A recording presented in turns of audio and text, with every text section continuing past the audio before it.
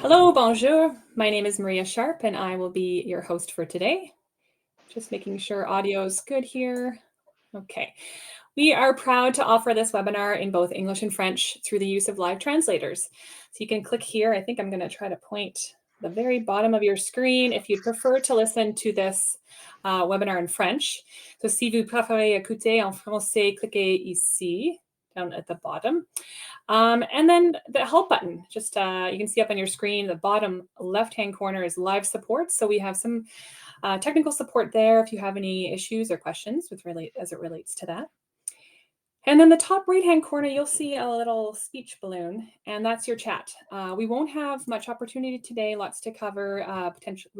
Unlikely we'll get to questions, but I do encourage you to put them in there and utilize this chat. And if you want to use it to introduce yourself, feel free to do that also. And we'll certainly be able to use this for future conversations. So yeah, feel free to populate the chat button there. The CIFFC Research and Innovation Integration Committee have been hosting national fire management conversations for over 10 years, and we look forward to carrying on the conversation for years to come. So if you have any ideas for future conversations, please let us know in the chat as well. Yeah, there. So today we are joined by 4 Canadian incident commanders about the challenges they face in managing wildland fire today. Just gonna flip the slide here. Good. Before we get this conversation started, though, I wanted to share 2 or 3 slides to help the audience better understand the role of the incident commander.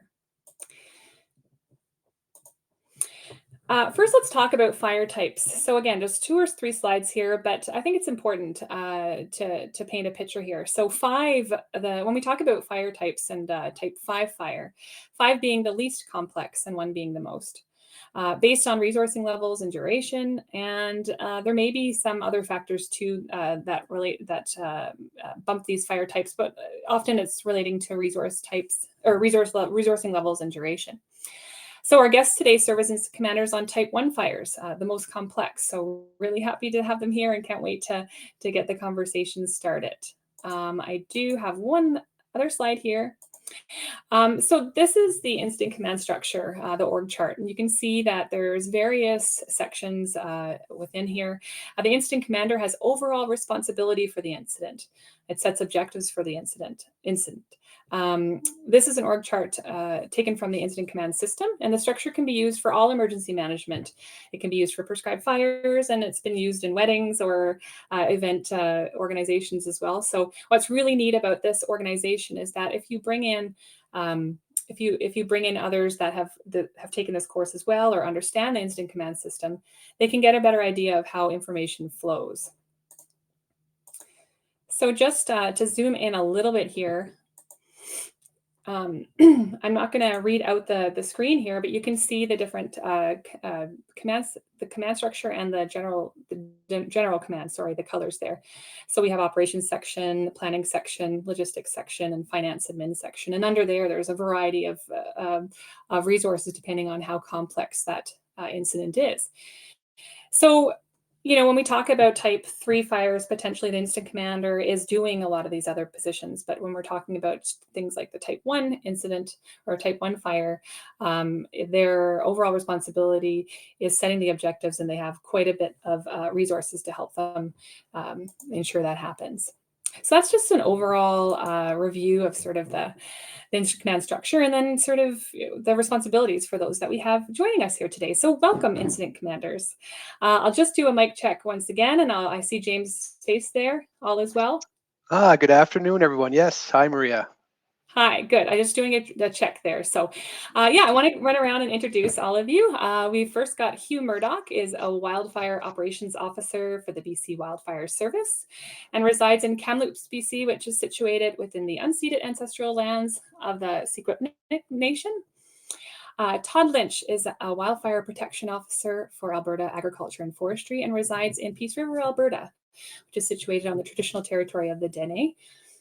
Jane Park is a fire and vegetation specialist with Parks Canada in Banff National Park, located on the traditional territories of the Treaty 6, 7, and 8 First Nations and the Métis Nation homeland since 2011. And James McKinnon is a provincial fire science officer with the Nova Scotia Department of Natural Resources and Renewables and resides in Tatamagouche, Nova Scotia, the ancestral territory of the Mi'kmaq people. So I do encourage you to peek at their bios. I'm not going to go into great detail. We got to get this party started, but it's quite impressive. And you may be surprised to know that commanding incidents isn't their main job. It certainly keeps them busy in the summer, but they have all sorts of accolades. So I encourage you to run over and check out their bios. I wanted to take a moment to highlight the work that James does with the Canadian Fallen Firefighters Foundation before we get started. So James, before we delve into the conversation, could you share a few words on that? Sure. Thanks. Thank you, Maria. Yeah, I just wanted to take a few minutes and appreciate the time here now to talk about the Canadian Fallen Firefighters Foundation, which is an organization that I've been a part of since 2013. And I represent the wildland firefighters nationally at the National Memorial in Ottawa.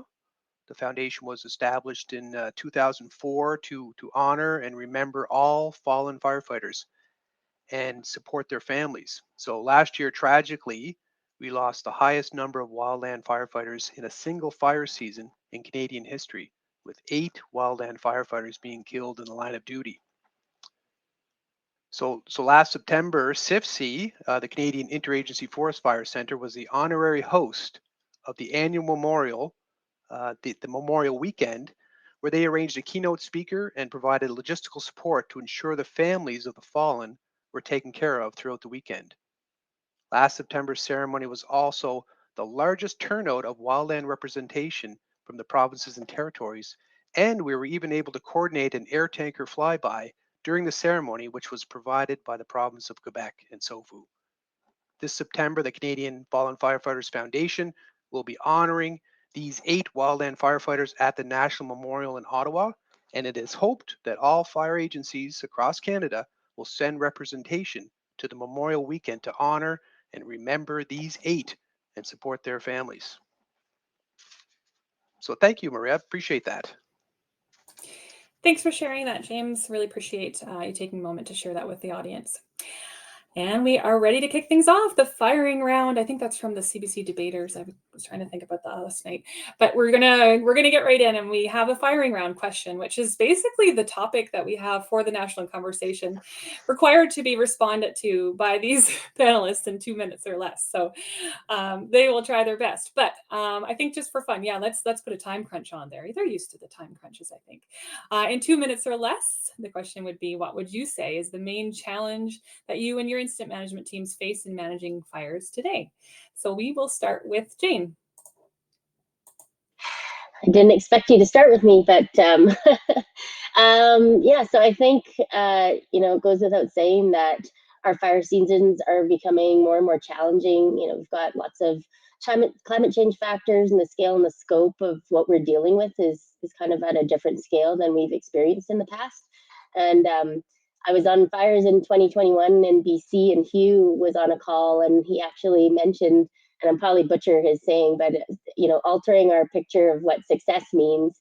And I think we had to do a lot of that in the last several fire seasons, because we're seeing things that we haven't seen before. We've been more and more pressured to do a lot of things with fewer resources, and the expectation of the public in terms of both the information and the expectation of what we can do with these types of fires has grown, just with how much the public knows about wildfires or thinks they know about wildfires.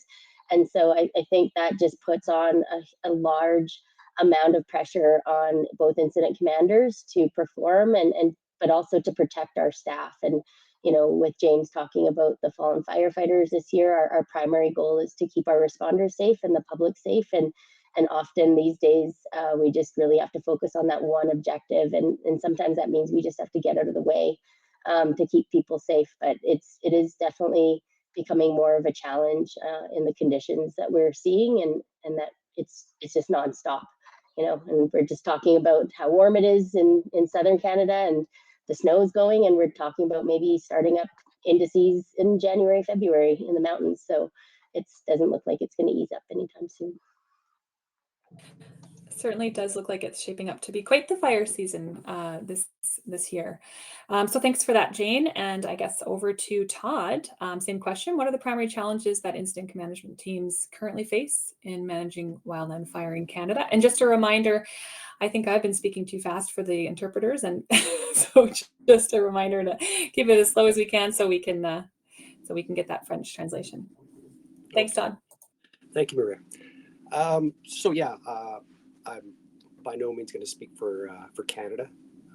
I'll speak for myself in Alberta and what, particularly this last season, it's been a very challenging season for Alberta with the unprecedented amount of fire on the landscape.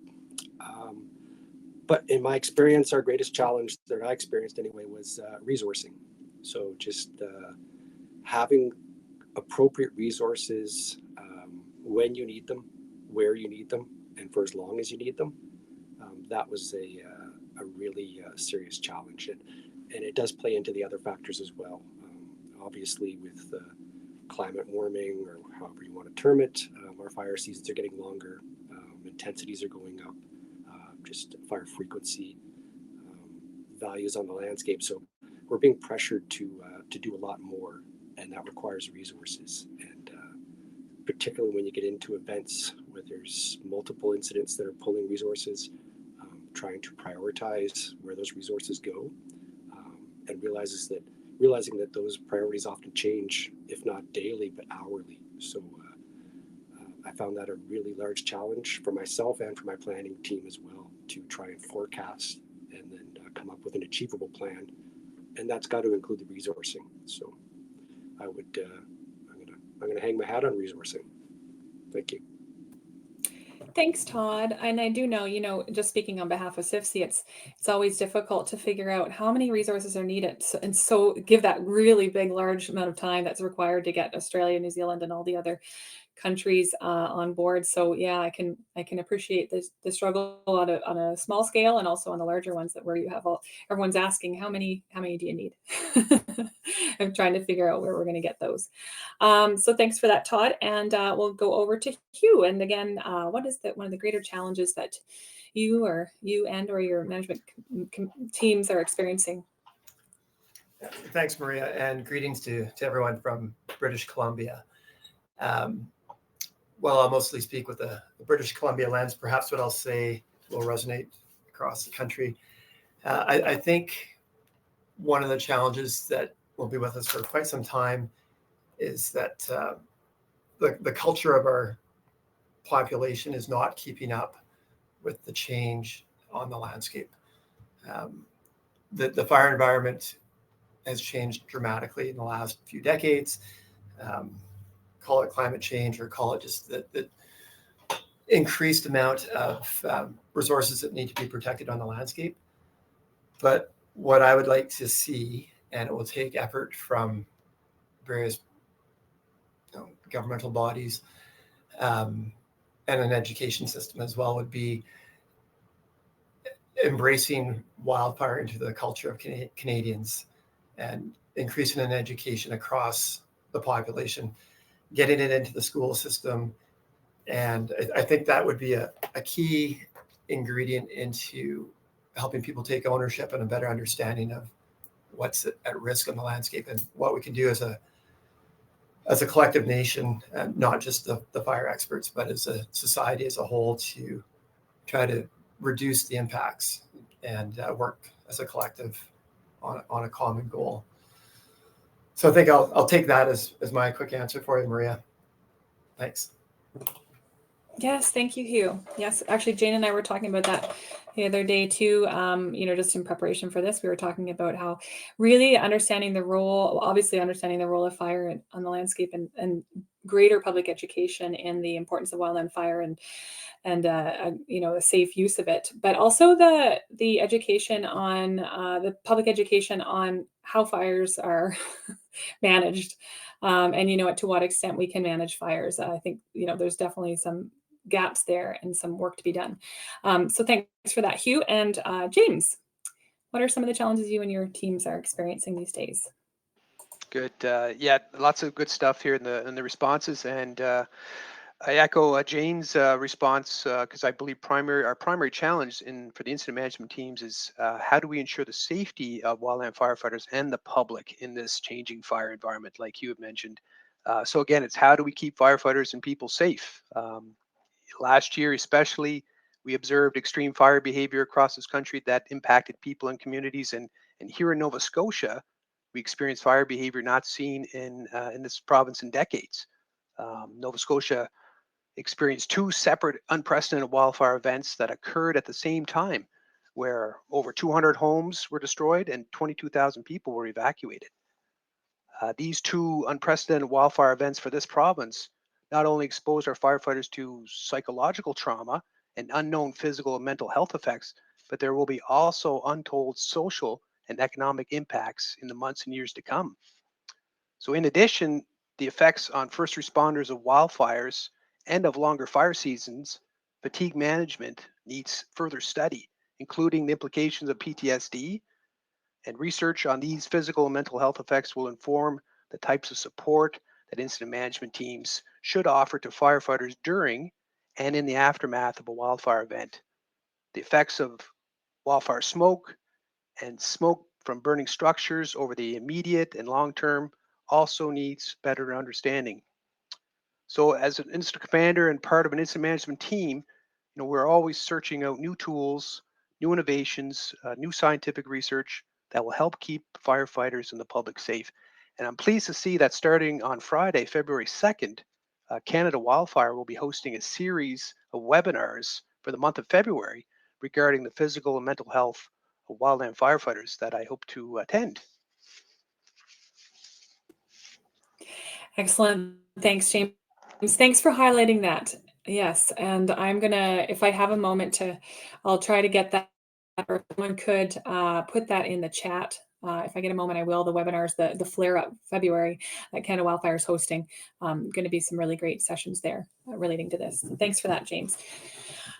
So we heard about resourcing. The fatigue management is huge. A lot of work, I think, increasingly being done in Canada and some of the agencies on that. Really glad to see the public education piece, and then the part where James spoke about just hard to stay focused when there's so much going on. So many being pulled in many different directions with regards to community needs and communication. So, if I think maybe what I'll do is I'll head over to Jane. And we'll start with one of the question around community engagement. Just wondering, so how do incident management teams engage with local communities during wildland fire events? And what are the challenges in the communication and the coordination of that? Could you share some insight on that? Sure. So obviously, there's a position on the incident management teams, the information officer, that is the key conduit of information out of the incident.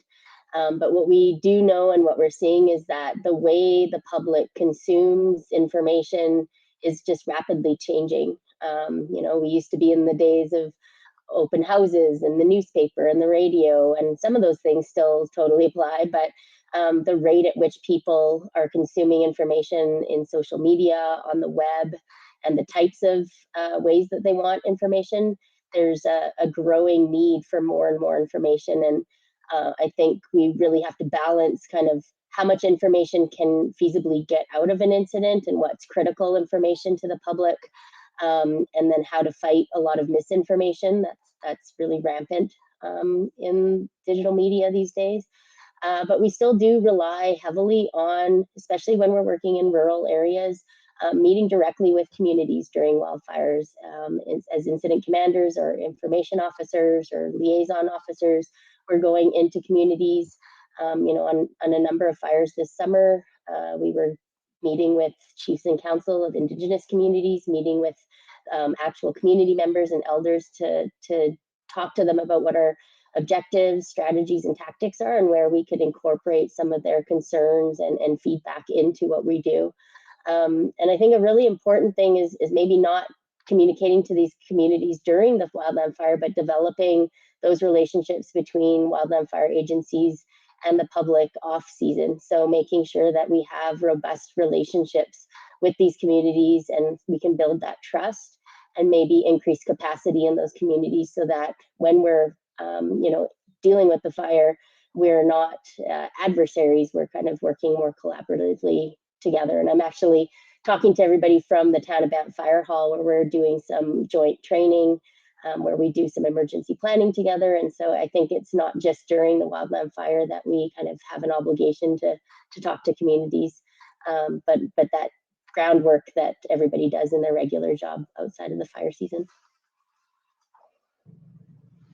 Are you noticing that there's more demand for communication? And I see your head shaking. I think that's what I'm hearing. And so, how do you find that you're able to best manage that information?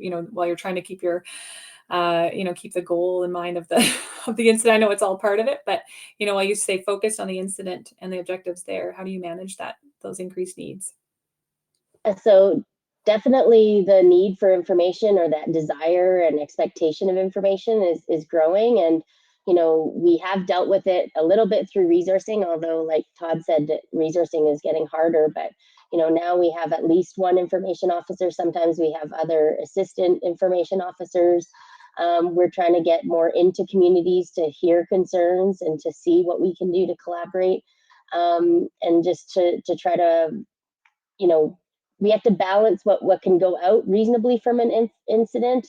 And I think we have to set expectations that we can't do real time every second of every moment and every ounce of information on what decisions need to go out, but we need to make sure that those critical pieces of information, when we're calling or when communities are being recommended to evacuate, where they can go for support, or any of those critical information pieces, it's more and more important to figure out what those pieces are and have them not get lost in all the noise of everything else that's going on. So working with local folks to know where the public is getting their information, and making sure that we are the trusted source of the information is really critical. I really like the idea of, I'm just thinking back to my time working on wildland fire. It's interesting to think, from a prevention perspective, we want to talk more to communities and explain and sort of do this public education around prevention. We always talk about prevention. It's changing now to resiliency, because obviously there's all sorts of good things with fire too. But I never really heard that in the context of setting you up for success for the time that's where you'll be going and doing operations. So setting the tone early before the incident happens with those communities, so that they have a better understanding of how fire is managed, as we mentioned before. But I never thought of that being one of the objectives. So that's really interesting. Thanks, Jane. There was some discussion in the challenges at the beginning around the environment changing. So I will go over to James, and got just some questions around the environment. How have changing environmental conditions impacted the strategies and tactics used by your incident management teams? Have you noticed any changes there? Yeah, that's right. So, when I think of how environmental conditions have impacted strategies and tactics used by incident management teams, I think of the fire environment, which includes the forest fuels, the topography, and the weather. Of course, fire behavior is determined by how these three interact. Climate change alone has had significant impacts on the fire environment. Not only has climate change influenced the weather, but it has also impacted the forest fuels through forest health decline. So incident management teams are facing a long list of environmental conditions, such as longer fire seasons, more extreme weather, such as heat waves and drought conditions, declining forest health due to non-native insect and disease. And Nova Scotia, and here in Nova Scotia, we're experiencing stronger wind events that have led to a buildup of hazardous fuels next to our communities and other values at risk. Nova Scotia is known for high relative humidities in the summer, which of course helps reduce wildfire risk. But we're experiencing days, if not weeks, of extremely low relative humidity values in the spring. And this environmental change alone can have a drastic effect on a wildfire's behavior, as we witnessed last spring during the wildfires here in Nova Scotia. On the day of the Tantallon fire, which was the fire just outside of Halifax, the relative humidity was recorded at 13%, which is an extremely low relative humidity for most parts of Canada.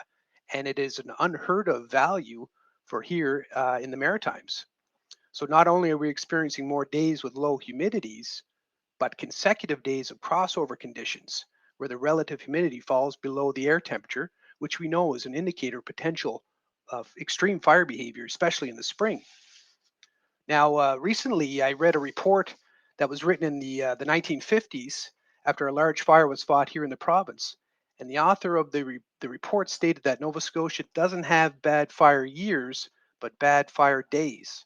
Now, this statement stuck with me and it made sense. But after witnessing the recent weather conditions in Nova Scotia, I would amend the author's statement of that report in the 50s and state that due to climate change, Nova Scotia doesn't have bad fire years, but bad fire weeks.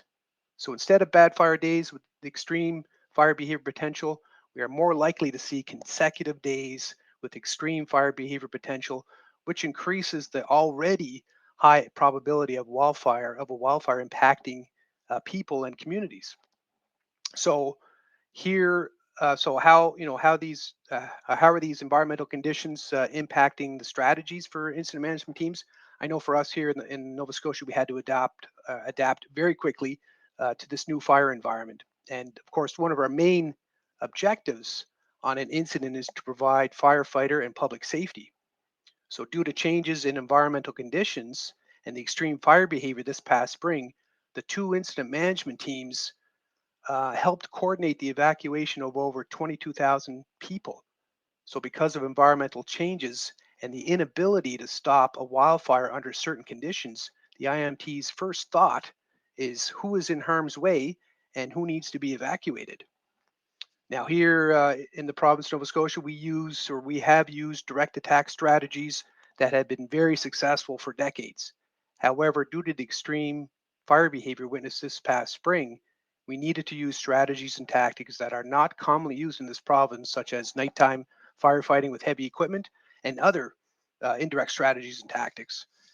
And I think just finally, incident management teams not only need to provide leadership through chaos, we also as we respond to more wildfires within the wildland urban interface, but our fire line strategies and tactics need to be adaptive to meet new environmental challenges to better protect people and communities. We also need to be adaptive to new strategies and tactics to better understand the physical and mental health effects so that we can better protect our wildland firefighters in this new fire environment. I'll stop there. Thanks, James. Yeah, I was just thinking about the duration. You mentioned the complexity is increasing, at least it was this year in Nova Scotia, with regards to the duration piece of complexity. So you're seeing more days, multiple days of incidents, and what impact that has on the resources, right? So all these categories we're talking about really blend into each other. So for those resources that aren't necessarily used to working multiple day incidents, now they're doing so. I did have a question that I think is pretty well covered off, but are there emerging environmental challenges that are not well understood or addressed in current practices? Anything further to add on that? Well, just simply that, I think the effects of climate change are not well understood, at this time. And simply put, we don't know how bad this could get. I believe the game has changed. We don't know the rules of the game. And more importantly, we don't know how to win yet. Great. Thanks so much, James. Maybe I think relating to that point is, the rules are changing. I really maybe a bit of a segue into a question I have for Hugh around training. I mean, my question specifically is, how are incident management teams trained and prepared for the unique challenges of wildland fires? I mean, you can speak to how they might be trained, and I guess talking to James' point is, are we trained for that? For what we don't know is coming. But thanks. Are we getting ready for more significant events? I would suggest quickly that the answer is yes, that we recognize that perhaps more traditional fire suppression strategies will not be as frequently relied upon. I think that the reality is that large-scale strategies will have to be in play. we might often talk about, a big box and large scale ignition strategies to fight large scale fires. I see that it's becoming more and more prevalent, and I would suggest that's in part because of the climate change that's taking place. It's the arena that we're working in now is just a hotter, drier place, and the fire behavior is more volatile. So I think that would be the case. But to the idea of training and preparedness, I guess, while I speak from BC Wildfire Service perspective, I do know that in conversations with other agencies that have been kind enough to come west and help us out, this might strike a chord, might be a common thread, but you hear about it all the time in the workplace, and wildfire, of course, is no different. We've got a retention challenge with us, and with retention being so difficult, we're having to focus an awful lot of our training into sort of the lower level or the introductory levels of wildfire organizations. So the demand on the training programs, we can look at the IMT programs separately, but really they're part of a bigger package. And I think that we have to look after our foundation as well. That's because it's changing so frequently. There's a need for a lot of emphasis put on the training of those that are joining our program. Within the IMT world, I would suggest that a lot of the training takes place sort of on the fly. In British Columbia, we've got a pretty healthy program of bringing in mentorees. We are very eager to have up and coming people, the trainees, filling roles within an incident management team. They bring added horsepower, of course, but one of the main motivators is getting them experiential training. So they might be unit leaders, but we've got an eye on them for developing through the incident management program and learning sort of on the fly. So a lot of that takes place within fire deployments, but it's also worth noting too that those other unique deployments that aren't nearly as common as fire are pretty useful too. And I think to deployments in British Columbia, where it's been, say, to the atmospheric river flooding, November a couple of years ago, we had a couple of different incident management teams in on that incident. And then there's a very significant landslide, rock slide in the Fraser River, impacting the salmon populations.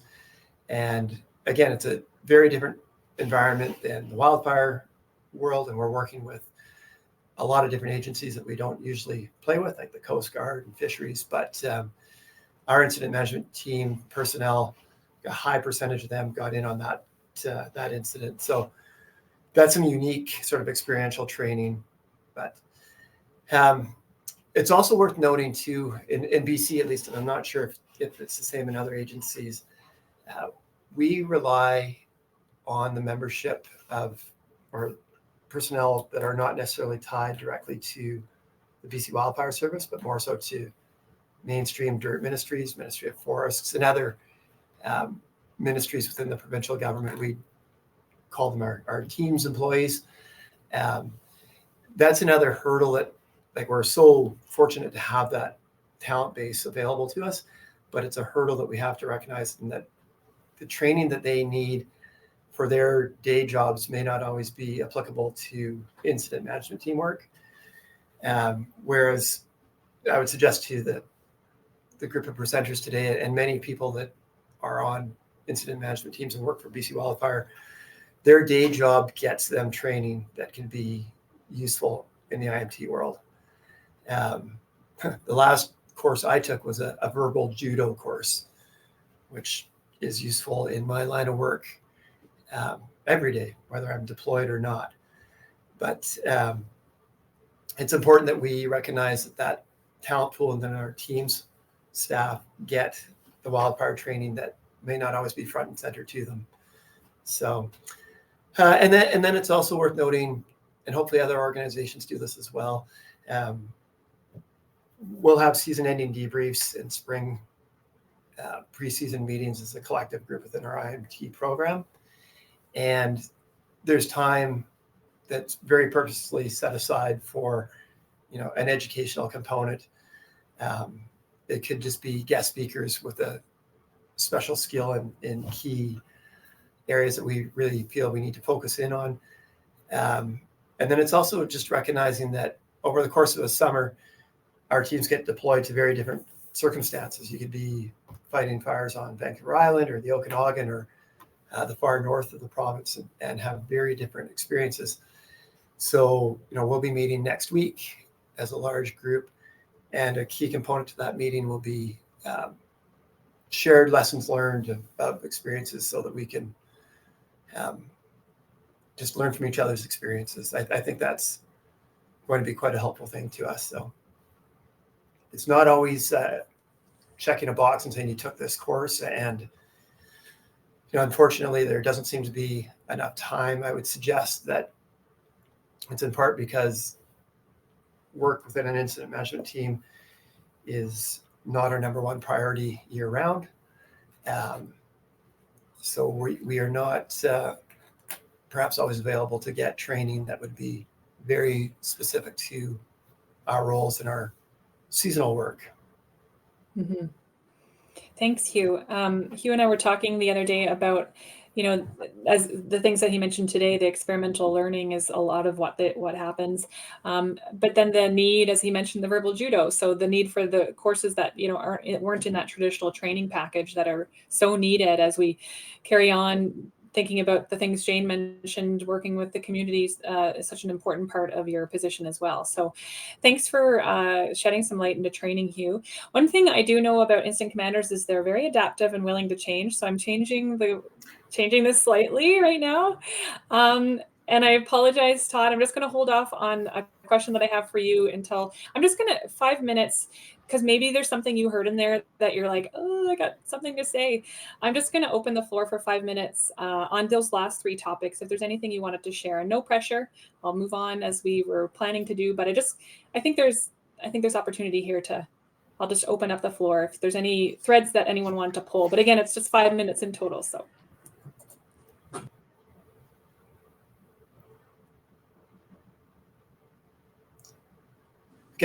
Maria, if you're looking for another change that I think is on the horizon, and can you give me a thumbs up if you can hear me?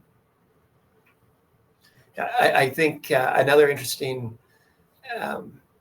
opportunity that will be coming to us all is more engagement and involvement in suppression from community groups, volunteer fire halls, more reliance on our First Nations industry, but also then recognizing too that our agencies will be heavily involved in the training and directing of those resources too. So I look to that as a huge piece of change and a welcome piece of change, but will take a whole lot of effort and patience for all involved. So that will be an interesting sidebar to watch. Thanks, Hugh. Jane. Just to one of the questions, Todd went sideways in the chat, just about training from Steve, but just, the long-term, these incidents are lasting longer, they're bigger. So a lot of that kind of long-term strategic planning, I think we don't do enough of that training. It was mentioned by Steve Taylor in the chat. And I think, with the changing weather patterns that we're seeing, when I was up in the Northwest Territories, like just unprecedented periods of no rain and crazy drought.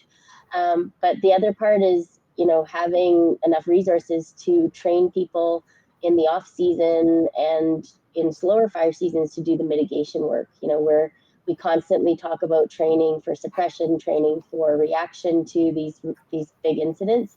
But I think we're starting to run into an issue with resourcing and training for people to create more resilient landscapes in terms of things like fuel management, prescribed fire, Freudian slip there, and things like that, so that, maybe we're reducing the number of these really large incidents that are occurring. And I know we're seeing that in Parks Canada. We're so busy during the fire season suppressing fires that our mitigation work in terms of putting prescribed fire on the land is just getting shorter and shorter, and burnout's really affecting our ability to have resources to do that work.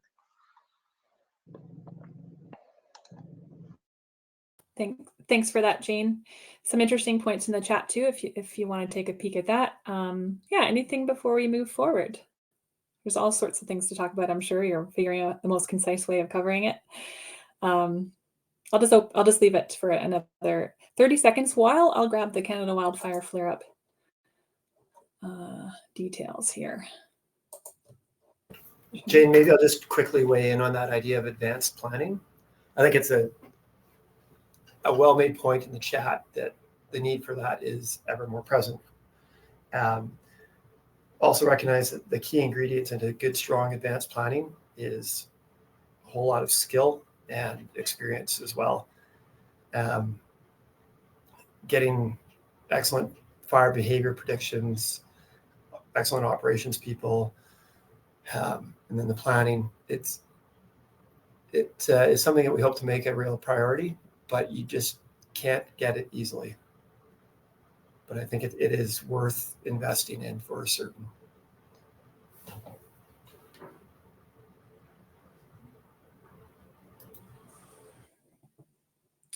All right, thank you. Jane, can you hear me?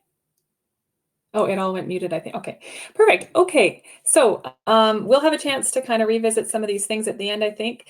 But I wanted to ask Todd a question. You're not going to get out of the woods that easily.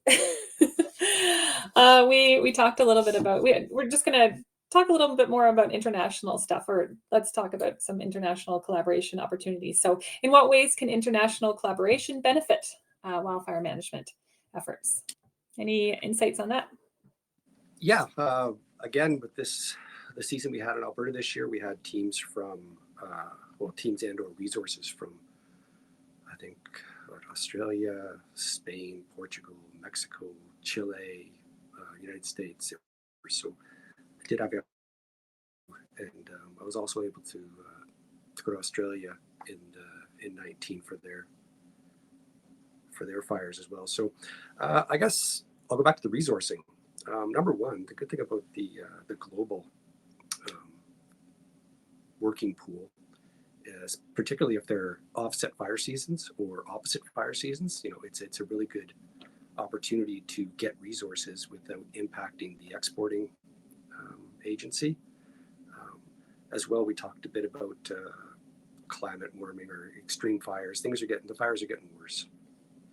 I don't think it's reasonable for any individual agency to get to a staffing and resourcing level that can accommodate a 1 in 100 year, 1 in 500 year event. It's not reasonable. Trying to justify that expense and those resources, other 200 is very difficult. So being able to access a pool of trained professionals reduces our training needs, our recruitment needs, all areas where we're struggling. So as far as getting the physical resources, I think that's a definite plus to those global collaborations. The other thing would be knowledge transfer. I mean, I'm not so vain to think that I know everything there is to know about fire. So it's really good to have those different opinions, those different experiences, trying to take advantage of someone else's efforts and use their successes rather than, there's no sense reinventing the wheel if someone's already got a nice round one set for you. So that knowledge transfer, I think, is really good. As well, into Jane's talk there, I think it helps to promote a consistent global wildfire management message. It's a small world now with the internet, with X, with all the social media. It comes with good and bad. So it's a pretty small world now, and it's always easy to go find a conflicting opinion to support your opinion. So as wildfire management professionals, if we can have, we're not going to agree on everything, but if we have a consistent global message, I think that's going to really help getting our message through to the public. Less inconsistencies, less avenues to deviate from the true message. And then I guess the last couple ones I'll put in there. It's to the more baser needs. It's a funding stream. So typically, when you export a resource out, it's a cost plus. So for those agencies that are struggling to support their home agency, this is an opportunity to get their resources out, get them experience, and if not pay for the program, at least not lose money on it. And as far as recruitment, we're having difficulty keeping staff. Here's an opportunity for year-round seasonal work. There's someone's always got a fire season. So if we can have firefighters that can respond in a timely manner globally, then again, it takes that strain off all the individual agencies, and it's more of a team effort. So, everything we've talked about as far as the global warming, the resourcing issues, the messaging issues, these aren't issues that affect just each of us. They're global issues. So I think getting everyone together, and one thing about wildfires, for those that have been on them, it's an accelerated process. So you spend 2-3 weeks with an individual on a fire, you're cramming a year's worth of experience into that short period. So that's sort of the time frame. So I think it's a really good opportunity to gather that information and to share what we have. I think speaking for myself here in Alberta, I'm really proud of the organization that we've developed, and I think we have a lot to offer other agencies on this planet. So and I also understand that we don't have all the answers, so I appreciate there's stuff here that I've gathered from BC, from parks. I haven't got much from you yet, James, but we'll see. But yeah, there's a lot out there that I'd like to learn from. So that's where I feel the wildfire community, I think, is a global community. I'll leave it at that. Thanks, Todd. Really good point on, not just the movement of resources, the help there, but the information sharing, and not, I think too, when we have other countries come to help support, they have resources that come to the agency reps or representatives from their countries that come, and there's an opportunity to tap into that. I know they usually have a representative in Winnipeg at the CIFFC main office, and they're there to support the resources if there's any issues. But if there isn't any issues at the time, there's some more information pulling we could be doing in terms of the other pieces. How did their prevention program work? I just met with FEMA yesterday on something else, and I learned about their website. It's amazing. I don't know that I've seen anything like it in Canada for showing different, the public-facing website is amazing. So anyhow, if you have a chance to go on FEMA's public-facing, they click on, what kind of fire you want to have, what day you want to have it, and then it'll say, good, you're good to go. So yeah, Todd, thanks for bringing that up. There's a lot we can learn from the global community. Well, thanks everyone. We've covered so much. I feel like these are 4 or 5 different national conversations, so just scratching the surface. But we do have 10 minutes left, so that gives us enough time to kind of round it out, or have an opportunity maybe to speak on some, like I said, a thread that you've heard. So I'm just going to kind of go around in a circle. I'll leave it to you to, maybe I'll start, well, I'm just looking at the faces here, so I'll start with James, but I'll just finally ask you, is there anything that we can do to help support any of these challenges? Is there anything we should be looking at that practitioners can help with, researchers can help with, to actively contribute to tackling some of the challenges we were talking about today? And I'll start with James. Okay, so thanks. Yeah, there's a whole lot of things that we can invest our funding in, invest some talent into research. I wrote down things about fire behavior prediction tools. Even our inability to forecast long-term weather. I know that's something that is maybe a bit of a dream to have weather forecast past 7 days, but I know the weather forecasting has come a long way in my career, and if we ever got to where we could have a long-term weather forecast that's accurate, that would help us a lot with being able to move resources to where they're needed in the country. So things like that. Even just research into specific fuels for here. For us in Nova Scotia, we have some unique fuel types that are not seen in other parts of Canada. So, I know we'd like to invest more funding and research into research around hurricane damaged forests, things like that. Also, we have an infestation, lots of forest insect disease moving up from the northeastern states that are impacting Nova Scotia forests. So there's lots of research opportunities there that we've had opened the doors up with the folks down in the states to learn from them as that insect and disease has moved through their forests. So again, collaboration with everyone and having conversations like we are today about all these things and networking is a big one too. So maybe I'll stop there and I'll save some for others. Thanks, James. Anyone else want to jump in next?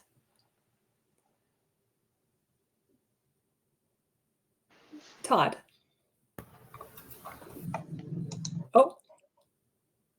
Oh, Todd, you're muted.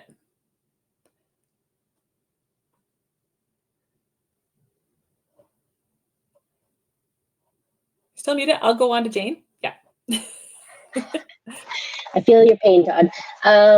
Nothing too long, but I just think that, as Todd alluded to, there's a lot to learn from folks all over the world, but also like internally to Canada. And I think this last couple fire seasons that have been really huge, most agencies have had a lot of lessons learned, good, bad, and otherwise. And I think if there can be more opportunities for us to kind of come together and have these types of conversations and kind of lift the veil on, what we've learned collectively between all the agencies. Like, there's no point in each agency learning these things in isolation and learning those lessons over and over again. I do think it would be really good for the fire communities to be able to come together more frequently, to have some of those tough discussions about what hasn't worked and maybe where we're all struggling, rather than kind of in isolation trying to solve problems within our own agencies. I kind of like the American model of their IMTs having folks from all different agencies all on one team, because you bring a different perspective. Parks brings a particular perspective, and BC brings their own, and so does Alberta and Nova Scotia. The more often that we can get together and kind of bat around those types of ideas, I think the easier it might be to come up with solutions to some of the more challenging problems we're facing. Excellent. Thanks, Jane, for that. And Todd, are we all set to go? Yeah, I don't think I can get her unmuted now, though, so I'm just going to have good. At least it waited till the end. Yeah, I guess what I'd like to, how can anyone contribute? I guess just get involved. And that's not just for, the people on the screen here, but this is for the attendees. Like I said a couple times now, like I don't have all the answers. I don't think anyone in this room has all the answers. It's a big problem with, a lot of answers. So I think my suggestion out there, how can we help, is just get involved, have a voice, find a group, committee or something that's got an issue that you have opinions on that you think you can help with. And if you can't find one, make one. One thing about COVID and Zoom and Teams site now, it has never been easier in the history of man to set up a meeting. It's 2 clicks. So by all means, I'm not one for meaningless meetings, but just get involved, do the research. You got good ideas, share them. It never hurts to voice your opinion. So I'll leave it with that. And if I don't unmute, it's because I can't. Okay. Thanks, Todd. I will try. Okay. Okay, over to you, Hugh. What are I'll reword it.